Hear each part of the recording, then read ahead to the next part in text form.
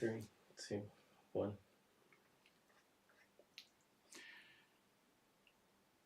Hey, hi everybody.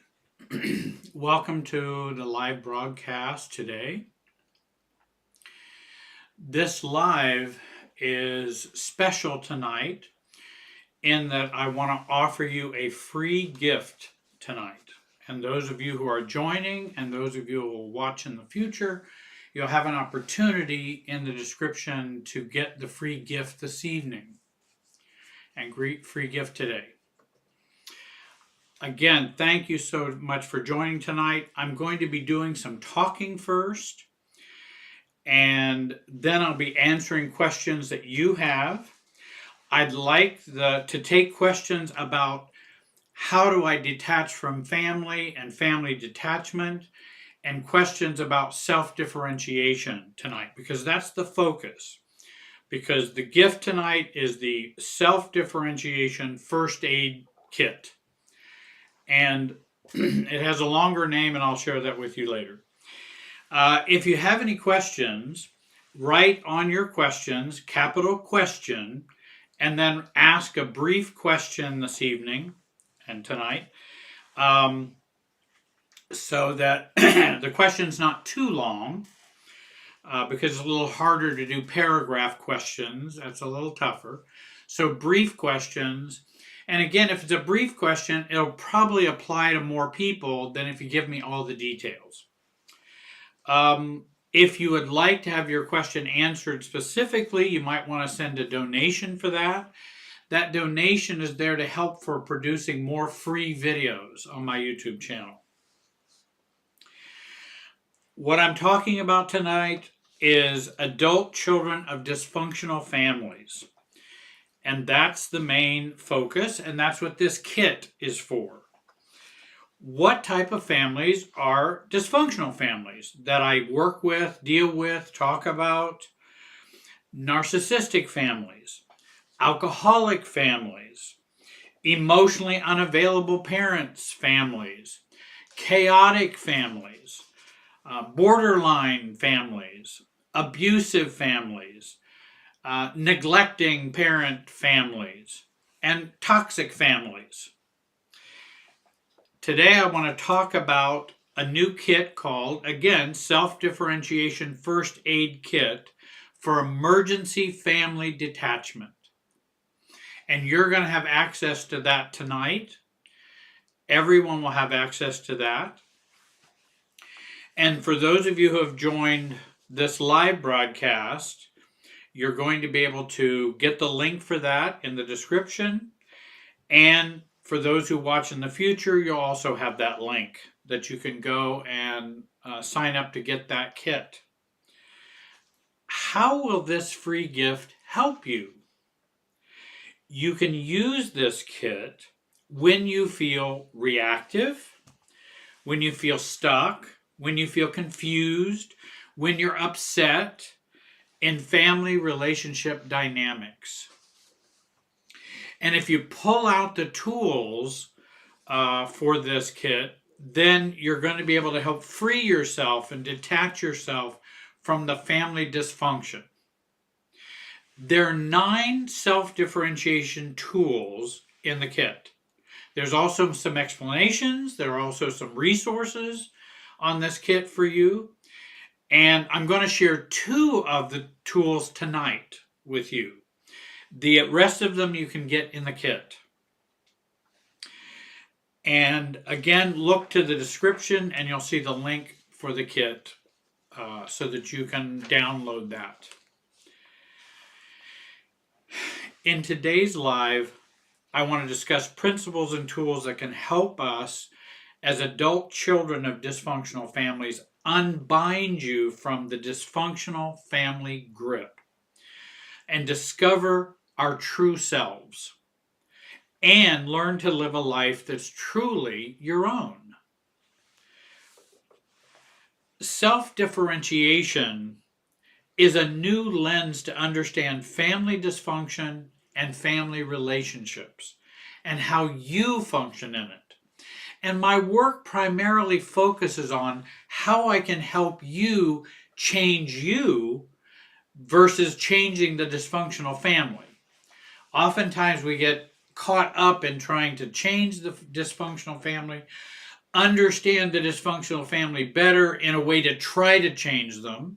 There's a time to understand dysfunctional families. Then we want to watch how we don't understand them so we can change them. What we want to do is understand the dysfunctional family so we can stay out of the dysfunction and pull ourselves out of that morass. We learn a relationship dance from our family of origin programming and imprinting and our past experiences. This becomes our guide and emotional navigational system on how we relate to our family and to others as well. Good tools and training can help you to change your family relationship dance, which is what I want to help you do. I want to help you change that dance because it will change the dance you have in other relationships. Your feelings, thoughts, problems, and reactions greatly affect your relationship patterns. True change requires internal and deep changes in how you think, feel, and act. And this process is called self-differentiation. Differentiating myself from the dysfunction while being myself. And that's the term that was used to describe that. Simply put, self-differentiation is a learned and practiced skill of being your true self while staying emotionally connected. And what I mean by staying connected emotionally doesn't mean I just hang in with the abuse. It doesn't mean that. It means that I can stand on my own and not have to run away and not have to cut off and not have to, which emotionally cut off. I realize there's no contact that can be appropriate for some families, but not have to cut off or do some other emotionally immature detour. We want to stay mature in our relationships with others, even those who are dysfunctional. Another way of expressing self-differentiation work is learning to grow yourself up and understanding your role in the relationship. I think the more immature we are in relationships, the more pain, reactivity, upsetness we experience. And so the more mature we grow, and there's ways to do that, the less pain we have. And I've found that in working with folks for over 45 years now. And this is a very powerful dynamic, self-differentiation. The results I have found for myself and others is greater calmness, greater self-confidence, greater clarity, greater purpose and direction in relationships and in their life. The good news is you can learn to manage your anxiety, reactivity, and stuckness in family relationships, and particularly in that dance. You can do that through self-awareness, self-definition, self-regulation, and self-healing. You will discover the real you in relationships. And isn't it about time? I imagine it is for most of us. When I was ready, I was ready. Self-differentiation work helps you to see the roles your feelings, thoughts, and problems play in your relationships. Tonight, I want you to be sure and subscribe. You can leave comments. And would you like this video? That will help us in reaching more people. Self-differentiation work shows you the family relationship map and how you can act differently, feel differently, and think differently and become your true self. This gives you many ways to understand yourself and how you can move more effectively to relate to yourself and others. Self-differentiation helps us to learn more about me versus more about them and their feelings, thoughts, and behaviors. And often we get over focused on their thoughts, their behaviors, and their feelings. And then we may not know much at all about what ours are, our true feelings. We can make many more changes this way and make them faster. Family detachment principles that we should always remember.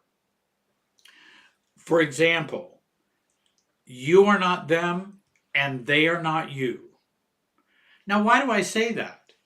Because I'm fighting against probably a multi-generational process which has enmeshed us to our family, our dysfunctional family, and to that family super self I often talk about. And so it's important to think these type of thoughts. I am not them and they are not me. And that's true even in loving times and conflictual times. Because real intimacy recognizes always that I am not you and you are not me. That doesn't work against love or compassion or caring. It is something we haven't learned internally because of this programming that we've gotten. And so we have to kind of emphasize this I'm not you, you're not me way of thinking, which helps with detachment. Focus on your functioning in the family relationships. Avoid the poisons of blaming, overanalyzing your family, figuring out why your family does what they do, or judging them. That's not going to help you in the long run. And in fact, most all of those things are just a normal part of the reactivity of a dysfunctional family. Because isn't that what they're doing? They're blaming, overanalyzing you, figuring out why for you, and judging you. Well, we don't want to use their map to grow up, to heal, to recover. These are all a waste of energy and time and will often maintain the family status quo. Of course, I don't mean that if we had no idea narcissism kind of existed, and it can be helpful to kind of understand, oh, I've had a narcissistic parent. I've had narcissistic couple of parents. That's not blaming, that's awareness. So it's okay to have greater awareness, but again, it's not to figure them out to change them. It's not figuring out, oh, well, now I know the why. And again, it can be helpful to know the why, like, well, they're narcissistic. But I'm still left with, what am I going to do? What do I do with that information? How do I do me in this dysfunctional family that I grew up in, say, a narcissistic home? How do I become a healthy me? And we can't use the dysfunctional template to fix the dysfunctional programming. We need a new template, and that's what self-differentiation provides. And a family systems approach provides a new way to think about dysfunctional families and how you function. Self-differentiation is standing up for yourself without reactivity or weaponizing yourself. And that's maturity. And that's what mature people do. They stand up for themselves without reactivity and without weaponizing. And when you've known some people in your life that you thought were really mature, that's usually what they can do. Those of us who grew up in dysfunctional families, we get all reactive. or we feel guilty or too much shame or all kinds of things, and it's hard for us to stand up for ourselves. We may not even believe we should be standing up for ourselves because we're worthless or any number of things we've learned growing up. Another principle, I don't have to respond or act perfectly.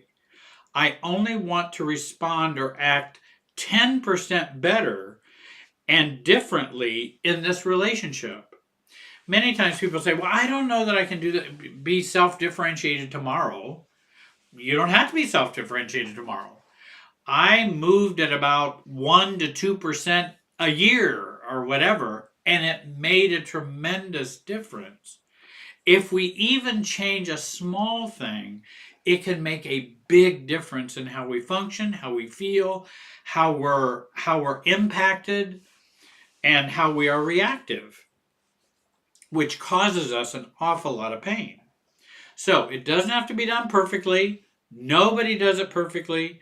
It's learned over time. But if we continue on that path, 6 months, 8 months, a year later, then you're going, well, I don't even know how I used to react and respond because it's not like this. And it's quite a delightful experience. And I've had that experience because several times where I look back and go, boy, I don't do what I used to do because I've utilized this work. The more anxiety that is present in a family relationship or system, the more we need ourselves to focus on ourselves and partner with ourselves. So, in situations where people have difficulty, where there's high anxiety, somebody's really toxic, somebody's very dysfunctional, that even takes more focus on you, and an important time for us to really work on the self-work that we need to do and to be more solid with ourselves. Reactivity is self-abandonment in action. Isn't that an interesting concept? Many people think, oh, well, I just feel so abandoned. Well, have you abandoned you? And if you're abandoning you, it's a part of your reactivity to what's going on.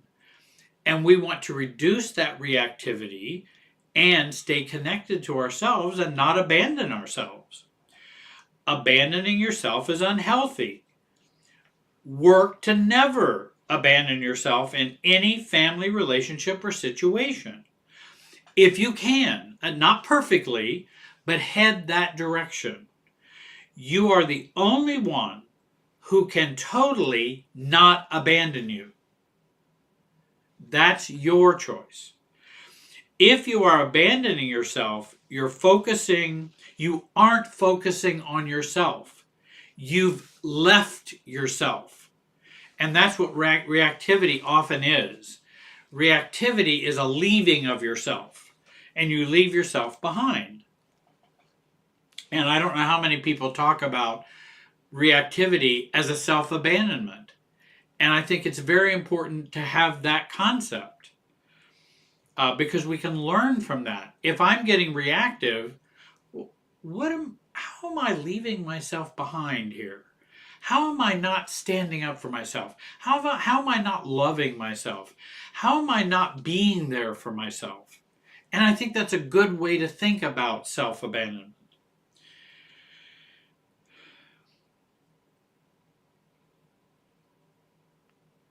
If you are abandoning yourself, you aren't focusing on yourself. Self-focus is not a sin. It is healthy. Self-focus is not narcissism. Self-focus is not selfishness. Self-focus is, I'm going to learn to regulate and behave as a mature, healthy, emotional adult, and I'm going to focus on me to do that.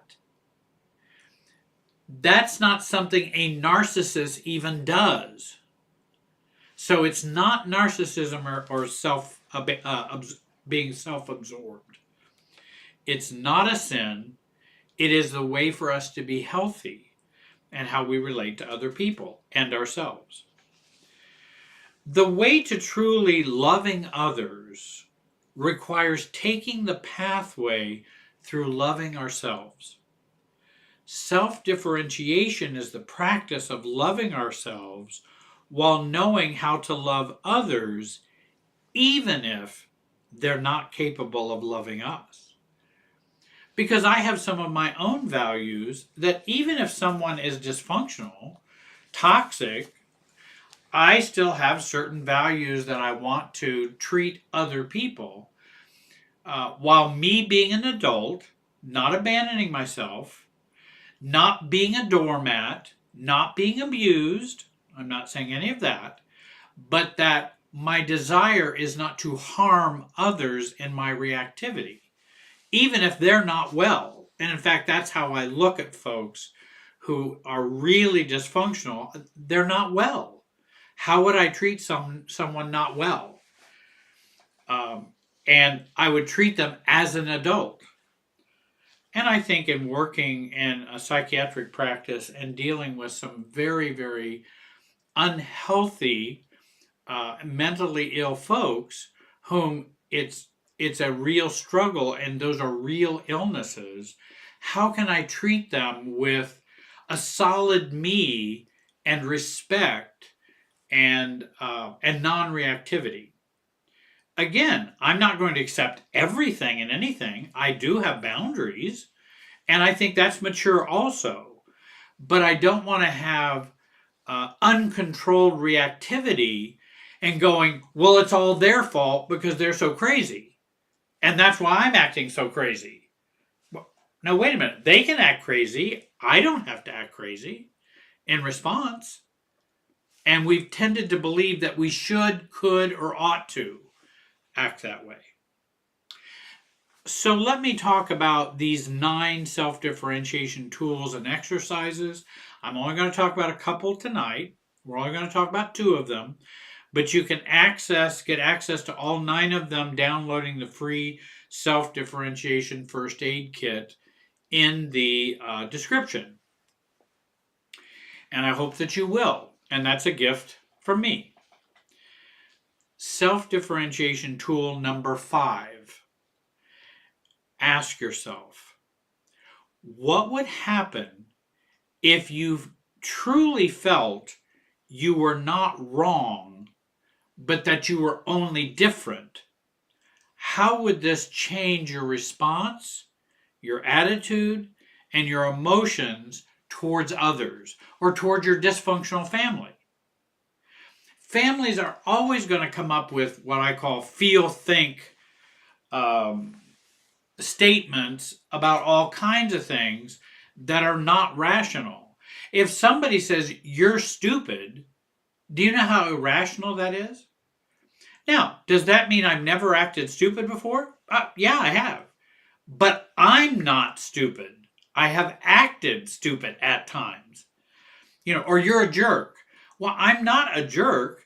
There have been times where I may have acted like a jerk, but that's irrational. And that I'm not wrong, I am different.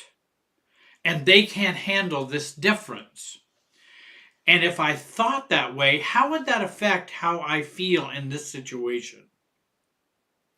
So that's one tool. Another tool is self-differentiation tool number 8 is the observing exercise, which I tell people to do often and suggest that they do that because it's so important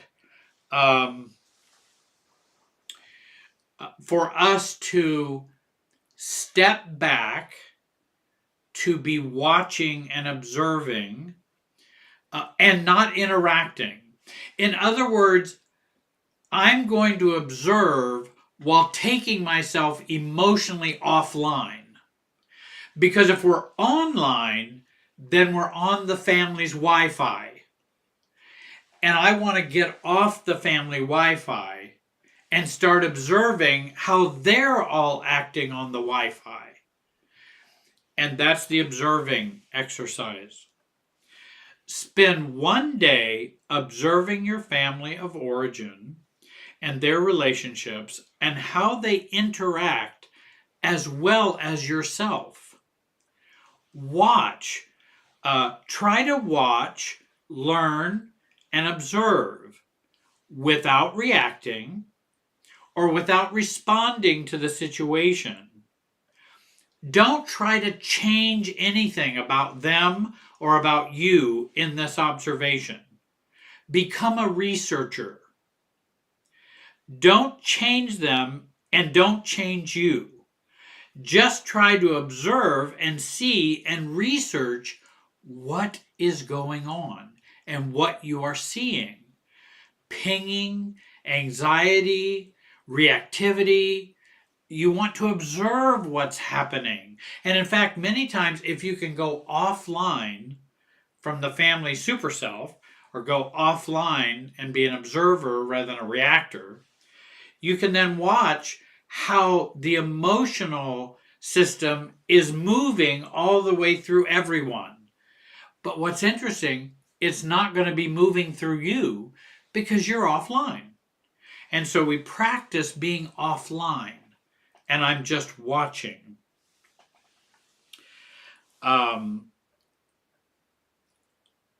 Let's see. And some people might want to journal about that experience.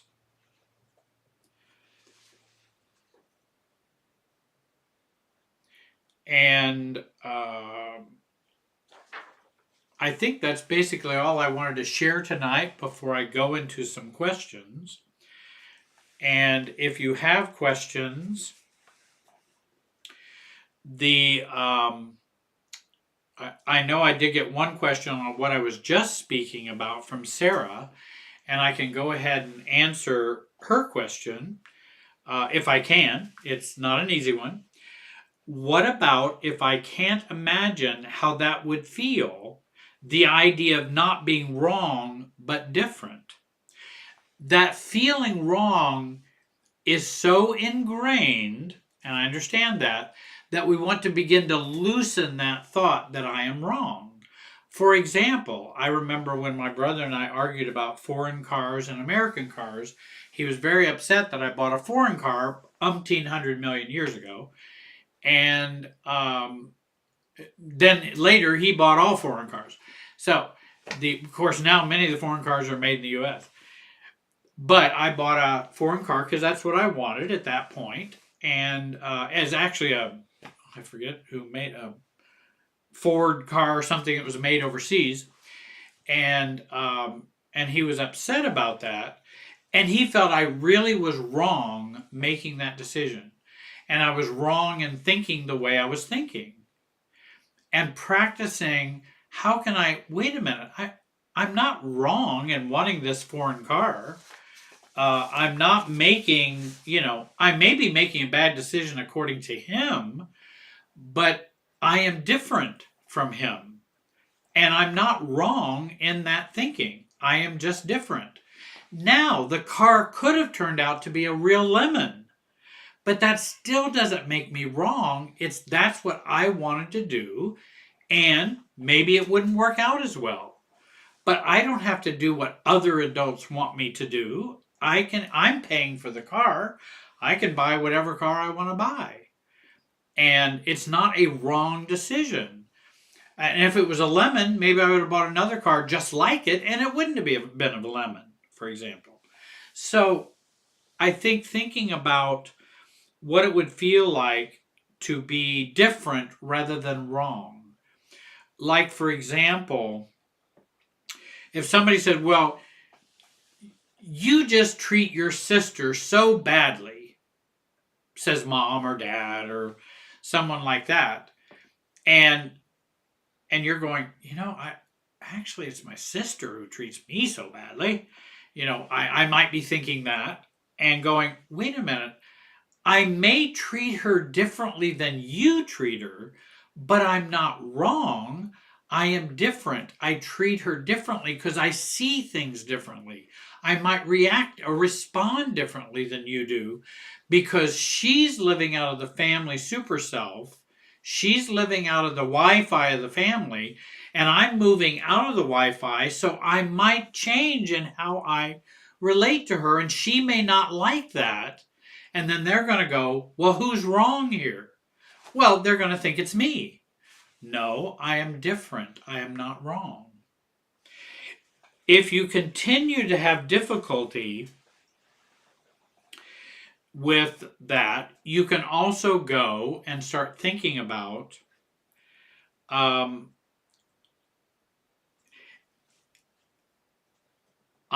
am not ready to feel I am different yet.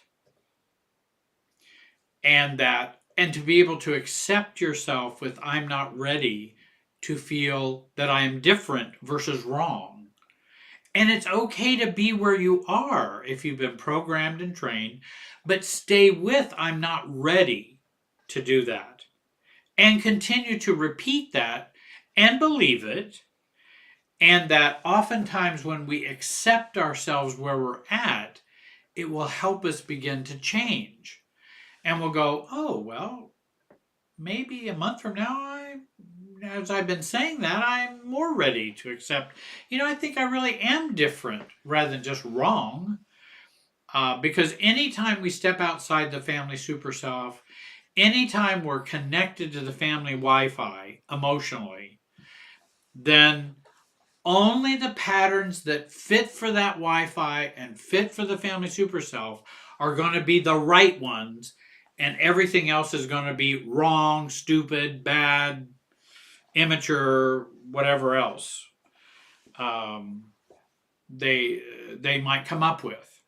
But that's a good question, and probably we could do a much more of a discussion on that because that's a good a good dilemma.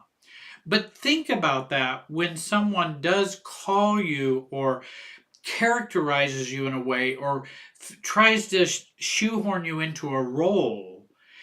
Is it true you are wrong or are you different? Because I then tend to support myself more if I understand that I am different versus bad, worthless, wrong, stupid. Those are all family Wi-Fi and family super self concepts about me. They're not the reality. I haven't met too many people who struggle with worthlessness who were ever worthless. I've never met anybody that way. Maybe you have. I don't know. But I've never, somebody who truly believed that about themselves, but I've never found that to be true.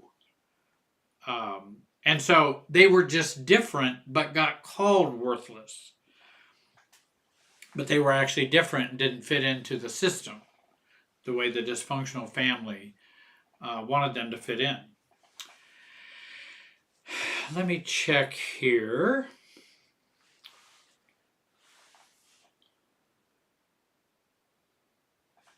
Yes. And I've got, let's see. Medical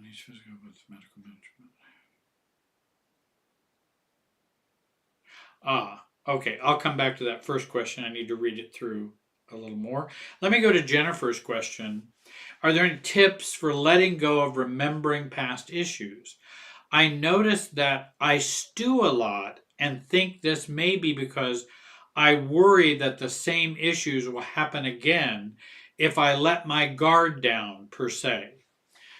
Now, you may not like my answer.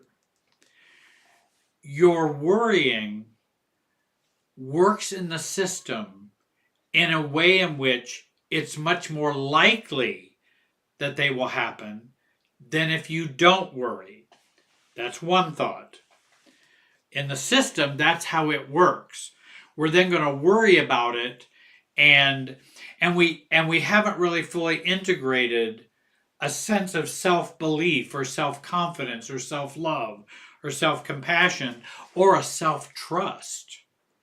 And so what we do then is worry or hold on to anger or hold on to old issues because I'm afraid I will just find myself in that situation again.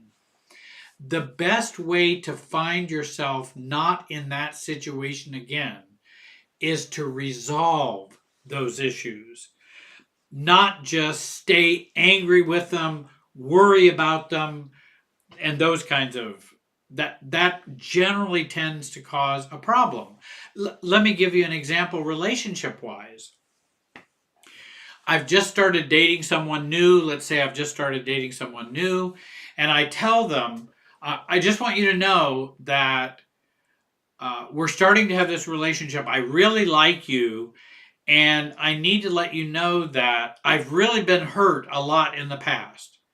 And I hope you're not going to do that. That's just something I fear, and I want to let you know that. What have I done in this relationship? Actually, I've just poisoned it. Because what I said was untrue? No, what I said was true. But what I'm saying is, I haven't resolved those things. Now I'm going to bring that dynamic into our relationship, and I hope you and I don't repeat this. The problem was I haven't fixed this. I haven't resolved this in me, but I'm going to still go date again. More than likely, I'm going to end up with a similar problem. It's going to repeat itself. So whenever we feel we have to do that, that means I'm not ready to date yet. I probably ought to work on those past issues so that we don't want to take unresolved issues into new relationships. And so we really need to work on those things. And the same is true if you want to protect yourself and truly protect yourself, resolve your issues. Don't just hunker down behind a fortress of anger, hurt, avoidance, distance, detachment, unhealthy detachment. Don't hunker down there and go, okay, well, I've got this anger and that will protect me from somebody hurting me in the future.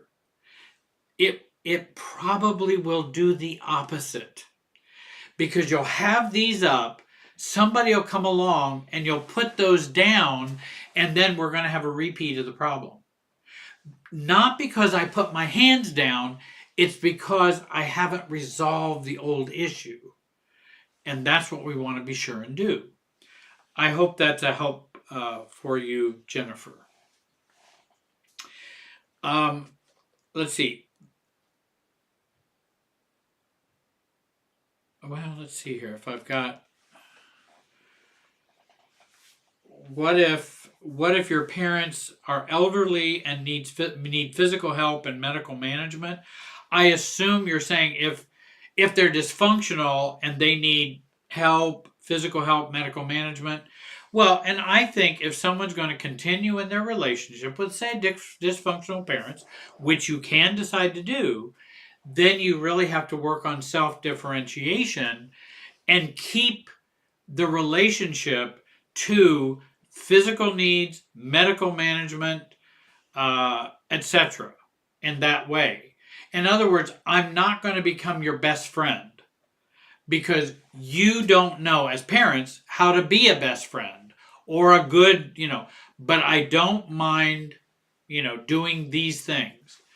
And I'm going to keep that boundary there if I'm going to work with a dysfunctional elderly parent. I get that question a lot.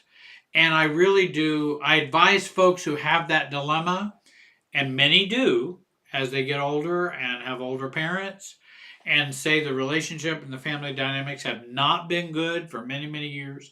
It's good to get some coaching for that so that you can not drown in the medical management, physical help, and the needs of elderly parents who then almost become more childlike because of their needs, physical needs, but they're already kind of childlike in their dysfunctional needs, and how you can keep your head above water. And I think a coaching can be of help with that. Gracie asked a question. What about, wait a minute. No, she's up here. Can you clarify the difference between no contact and emotional cutoff? Great question. Been warning my NPD mom I'm not going to be responding to her texts as often. I feel the reactivity inside. I don't respond to her in a reactive way anymore. Very good. How do I know that's a clear low contact, not emotional reactivity? And I think that's a great question.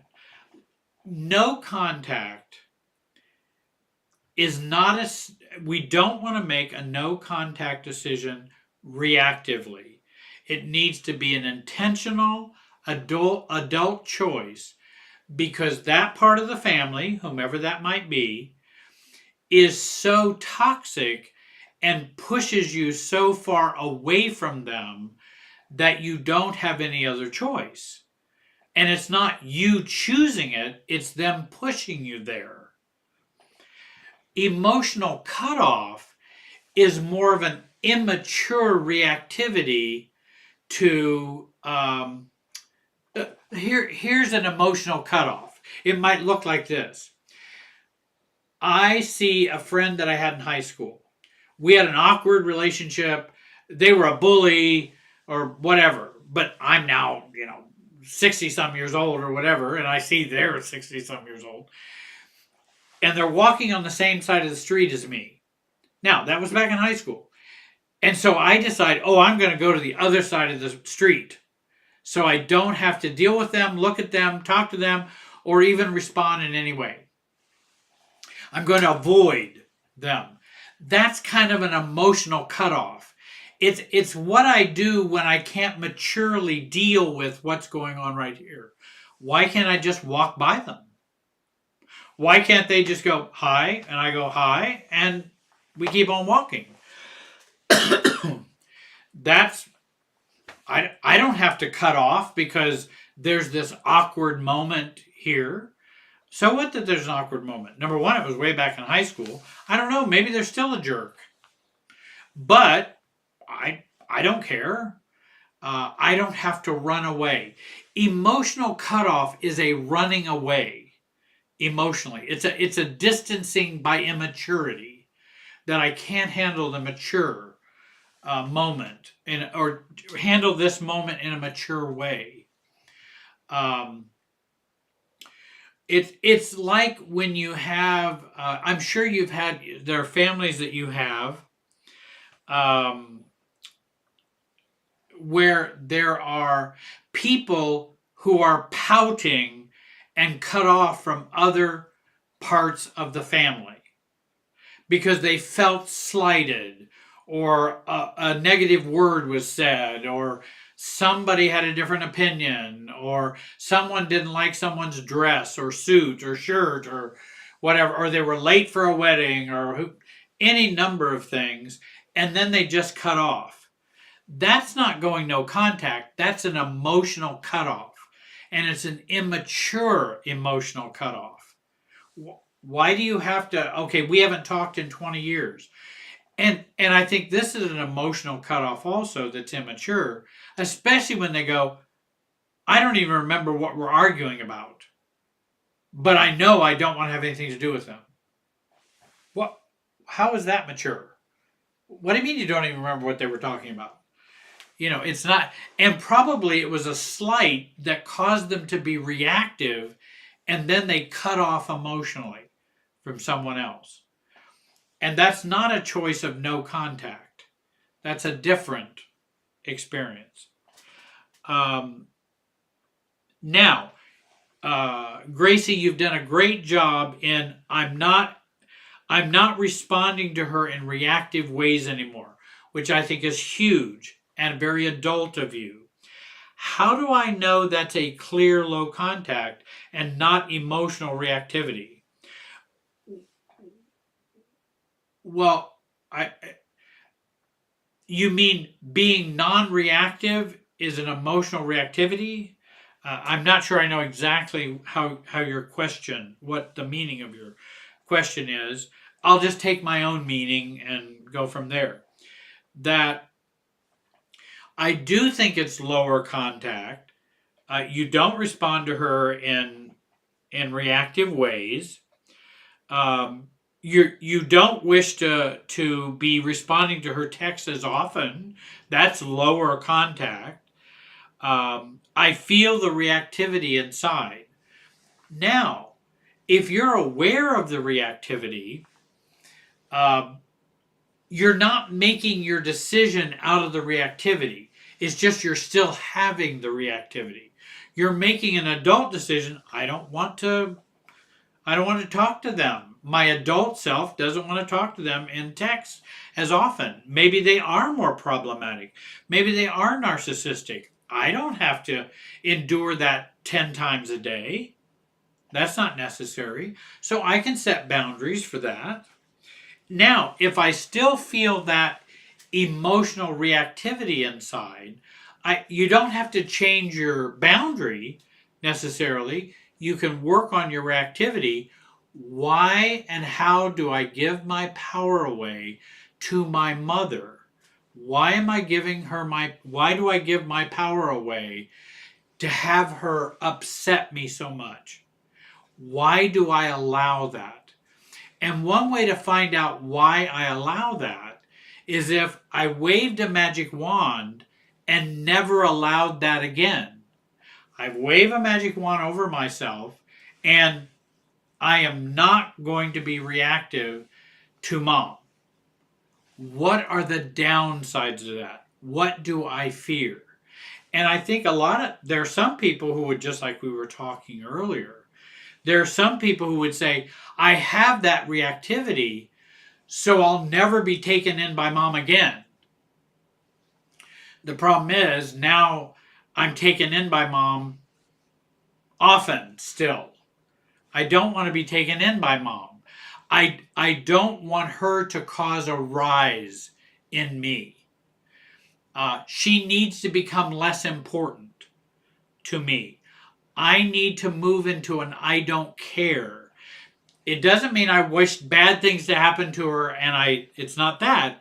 It's that I'm over feeling regarding her.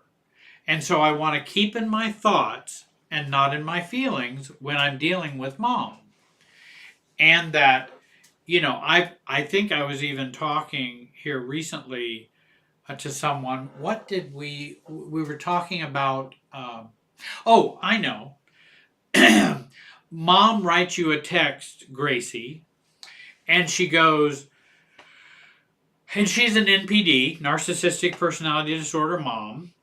And she writes there and goes, well, I wish I had a daughter who actually cared about her mom. Mom, I'll leave that thought with you. What I'm doing is I'm passing it back over to her, and I'm not going to absorb it. Well, if we'd have been texting more, then I would have been able to solve that problem sooner. Mom, I'll leave that thought with you. I'm not going to argue with her. I'm not going to, because it probably is not going to do any good for an NPD. You're not going to argue them a way out of it. I'm going to detach from that statement. I'm going to make that detachment. Well, Jerry, even if somebody came and said, Jerry, you're the worst therapist, you're the worst coach in the world. Well, I'm going to leave that thought and belief with you. Now, what seems to be the problem? I'm not going to absorb it. I'm not going to give my power away and have her say that and then have that arrow go inside because that's that Wi-Fi that's going on. And I'm going to flick off the Wi-Fi. Sorry, Mom, that's just a signal that I'm not getting. I'm not going to accept that signal. Say whatever you want, do whatever you want, I don't care. You have a right to think all the crazy things you want. You have that right. It's just you're going to notice it's not going to matter. to me. And I might say, well, I'm working to stay in contact with you, Mom. I'm going to leave that statement with you. But the more statements you may make like that, I'll probably want to maybe text you less often. And then there are consequences for the narcissist. They may get mad, they may get rageful, who knows what, but there are consequences for their behavior. I'm sorry, I'm trying to stay connected, but if you're going to keep doing this, I just don't want to waste. It's not that, Mom, you're going to make me so upset. It's that I don't want to waste my time on this. I don't want to waste my time on your irrational thoughts directed towards me. And so I might want to detach even more. Okay, let's text once a week. And let's see how things go. So I want to offer back those statements that are just bizarre. And I was helping a client because it was perfect. They then knew how they could probably take that and hand that back to their family. I know what it was. They would go visit their family of origin, be connected to the Wi-Fi, come home, still be connected to the family Wi-Fi, and then take it out on their wife. And their wife didn't like that. I don't blame her. I mean, and she was trying, she said, you're different when you come home. And so we were working on ways to leave that Wi-Fi with the dysfunctional family. And it did involve an elderly parent and families that are older, and leaving that with them. So that's something we were working out, a strategy to try to work on, so he doesn't take it home. He can flip off the Wi-Fi and go home. Have you ever noticed when you've gone to a family of origin dinner, or I don't want to say a family gathering, holiday times, when you go back home, you find yourself kind of regressing to be more childlike? And man, I just feel like a child when I'm here. Okay, I'm 68 years old, but I feel like I'm 15 in this family of origin mix. That's the family Wi-Fi that's working in you. And we want to work to undo and shut off the family Wi-Fi. Because I would take in everything that everybody was doing and saying, rather than going, wait a minute, I'm not going to give my power away. I need to hand them back those interpretations, those beliefs, those crazy notions, those crazy judgments, those crazy criticisms. I'm going to hand that back. And I'm going to let them have it. You can have those. But I don't want them. And I'm not trying to make them stop. I'm only handing them back. And many times they will get tired of that and may change their behavior. But we're not doing it to change their behavior. We're doing it to change how it impacts us and the Wi-Fi on us. Jojo has a question. Can you talk about overfunctioning? I feel like I have to share your videos with my friends because they're so helpful for me. That's very kind of you. Should I send? Or am I being intrusive and overfunctioning? No, that's a great question. Jojo, that's a great question. You're not the only one to do that. Long before there were videos, I remember having the same feelings of, oh, this is a really good book about family life. I need to give this to my family so that they can all read it and go, I now see the light. I now see the light. And I think there is an element of overfunctioning in there. What I like to do, and they could be helpful, instead of offering, which I think offering without knocking first. And I always talk about knocking first. That's why when somebody asks me a question, I want them to knock first, not just ask the question. Hey, Jerry, how much money did you make last year? Well, wait a minute. Why don't you at least knock on my door first? Tell me, why are you asking? Are you going to try to help me go get a loan? Why do you need to know? You're just being intrusive. So what I might want to do, and that friend could go, hey, I know of a good loan program that if you make over $30,000 a year or $40,000 a year, you can be eligible for that. I wonder if you would fit that criteria. Well, that's a whole different question than, Jerry, how much did you make last year? And I think the same as with your friends, that you have videos that you think would help them.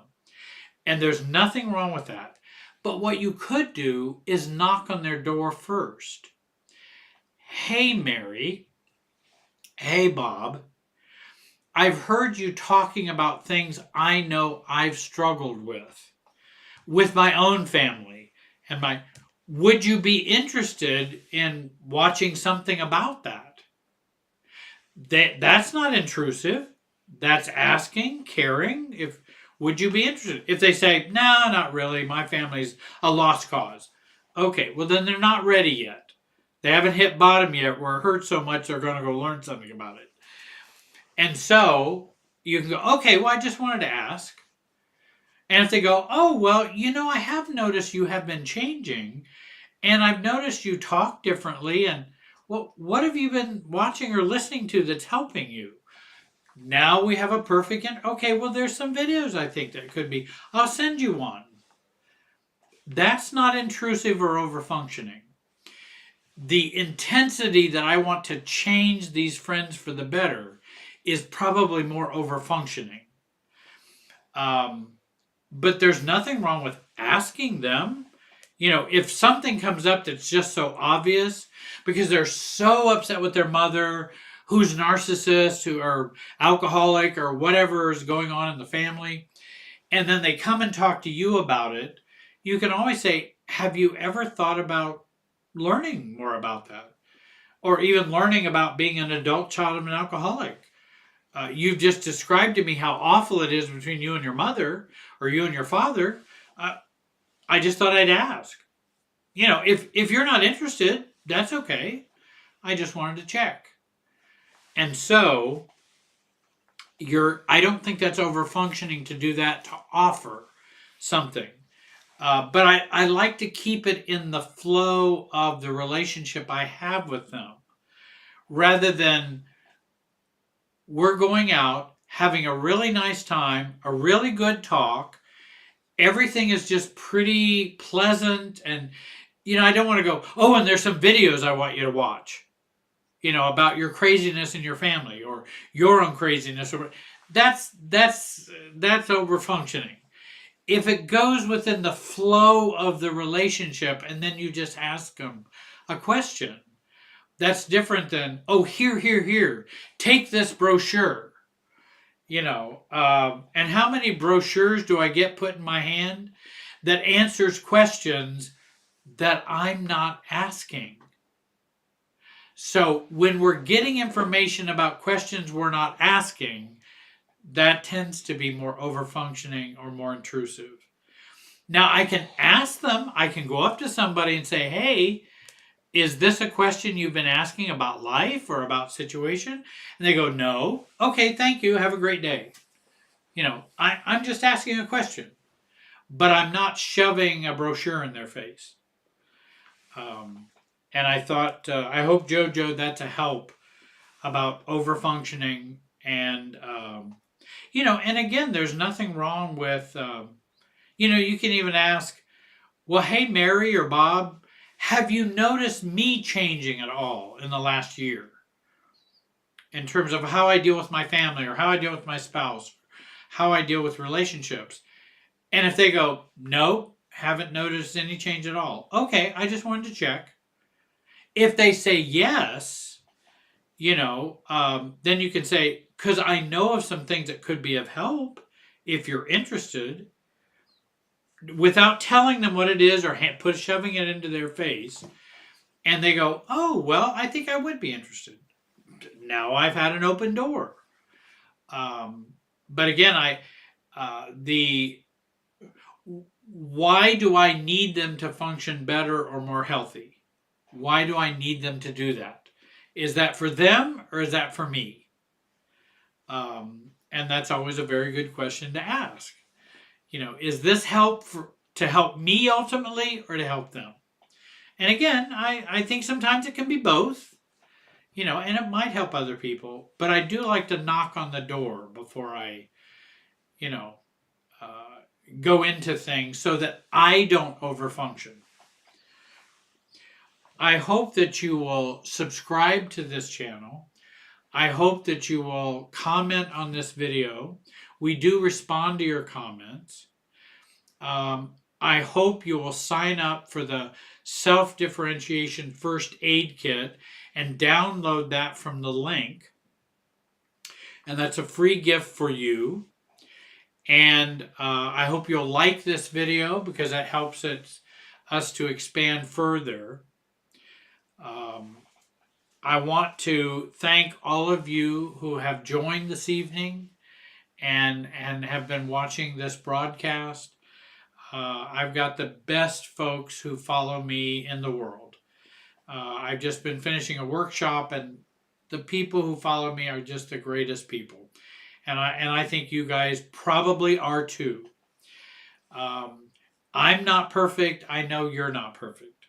I don't have self-differentiation all down where I don't have to struggle in any ways. It's a lifelong work, but it's a better work I was doing than what I was doing before, which kind of took me just in circles. At least this work tends to help me move forward and continue to build on good things so that I then start living in a more healing environment for me. And I become more immune to the emotional virus and viruses that are out there, and having that emotional immunity to the dysfunction that's out there. Again, I want to thank you for joining and watching today. I hope you'll continue to watch my videos on YouTube. You can find me on, just type my name in and you can find my videos. And again, thank you, have a great day, and be wise.